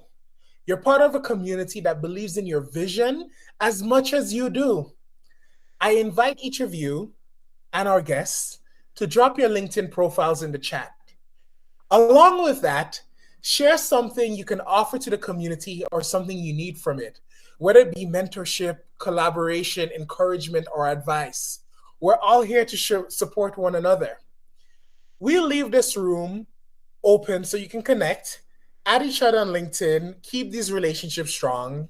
This is only the beginning, and I can't wait to see the incredible impact each of you will make. Congratulations once again, and thank you for bringing your whole selves to this journey. The world is ready for your impact, and we are all behind you every step of the way. Thank you. Thank you, Dwayne. As we conclude our global adventure, I would like to reflect on the incredible journey we've shared today. We've traveled across 18 pitches based in 10 countries, 4 continents, each of which are united by Western Union Foundation's powerful mission, driving wage gains for disadvantaged, high-potential individuals who currently lack access to economic mobility. I want to extend my heartfelt gratitude to each of you for being part of this celebratory gathering. Thank you to the Western Union Foundation for making this fellowship and global impact possible. Let's reflect on the words of Nelson Mandela.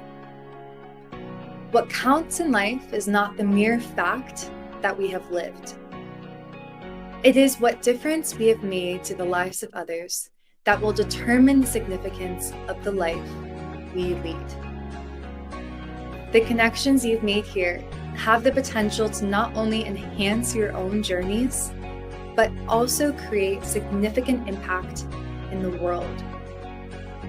Thank you for being part of this experience, and may your collective network inspire transformative change. Goodbye for now.